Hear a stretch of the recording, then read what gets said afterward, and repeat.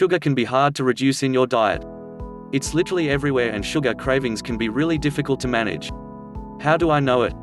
I know because I used to be a sugar addict. In this video, I am going to share my top 10 tips to reduce sugar in your diet without going crazy. If you are interested, keep watching. Before you go on with this video, please go hit that subscribe button and the bell icon below to get updated when I upload a new video. I'm going to give you tips to reduce sugar. These are things that I have learned from my own experience because I was a sugar addict at one point. Before we dive in, I need to mention two things. The first thing is that this post is talking about tackling added sugar, not natural sugar in whole foods. So I'm talking about reducing sugar in things like breakfast cereals, processed foods, snacks, and candies. I'm not talking about reducing your sugar in things like tomatoes, carrots, apples, or oranges. I think sugar in natural foods is not a problem because they have fiber and they have a lot of the vitamins and minerals intact. The problem really is added sugar. How much added sugar should you have per day? What is the limit? Well, the World Health Organization actually has a limit. So their limit is 50 grams per day. They recommend staying below that. To put that into perspective, that's not a lot. If you were to have a can of soda, you would have roughly 40 grams of sugar. So that doesn't leave you much room for more sugar. If you're looking for maximum health benefits, the recommendation is below 25 grams per day. Now that you know the details and the background, let's dive into the tips. Tip number 1. Read the labels on all of your processed foods. So I'm not really a big fan of eating processed foods. I try to stick to eating whole foods, but sometimes you gotta eat the processed foods. How can you tell if you are having too much sugar or not? Learn to read the labels. On the ingredient list, all the ingredients that were used to make the food are listed.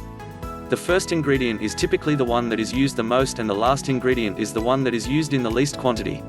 So look through the ingredient list and try to look for words that signify sugar. Tip number 2. Eat more whole foods. Whole foods are foods that are in their natural form. So for example, fruits, vegetables, legumes, whole grains, nuts, seeds, that sort of thing. When you eat whole foods, there are no added sugars.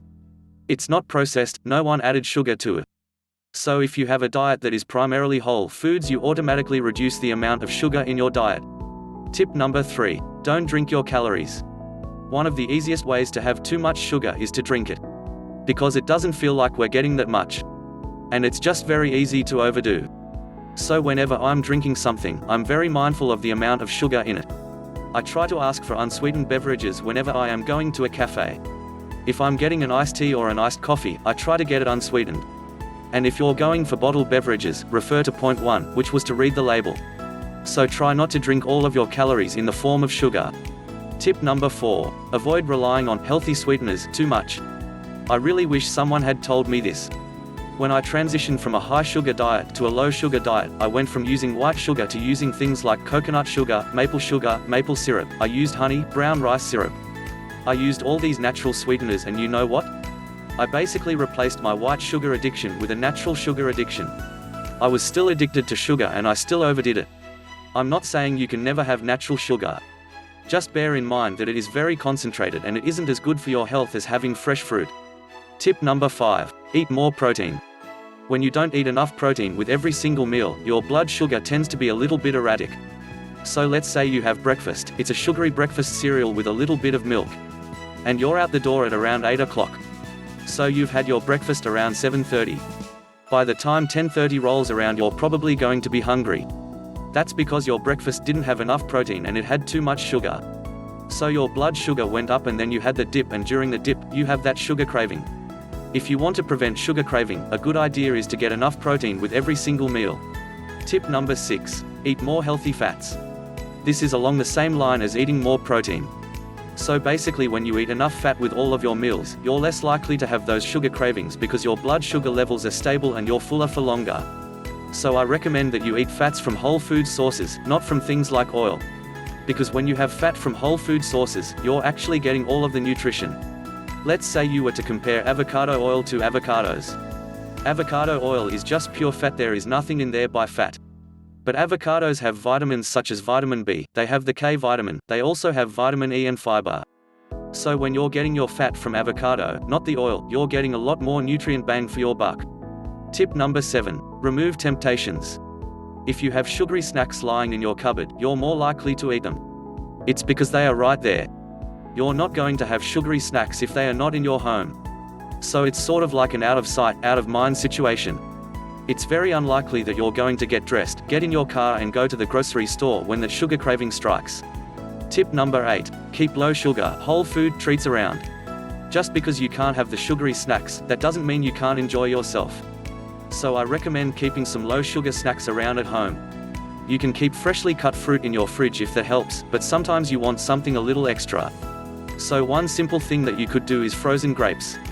Grapes are naturally very sweet, and once you freeze them, they take on a very different texture and they become a little bit enjoyable. Tip number 9. Avoid using sugar for stress relief. Sugar does lower your stress, however, it's a short-term solution, it's not a long-term solution. I have realized over the years that the best way to manage your stress is not through food, it's not through sugar, it's through other avenues. Things like meditation, yoga, going for a walk in the park, having a bubble bath, anything that works for you, anything that reduces your stress is a good way to do it.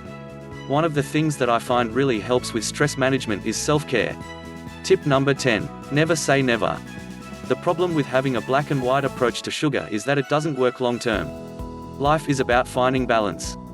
I'm not saying to have sugar in moderation because I don't think you can have sugar in moderation. It is very difficult to stay in the moderation zone. But having sugar occasionally, when the occasion warrants it, is not a problem. Let me give you an example. Let's say it's your grandmother's 90th birthday and she baked cake. Are you going to say no to that? I don't think so. Because that's a special occasion. That's an occasion that warrants having a piece of cake. That's it, guys. If you enjoyed this video, please share it with your friends and don't forget to subscribe to my channel.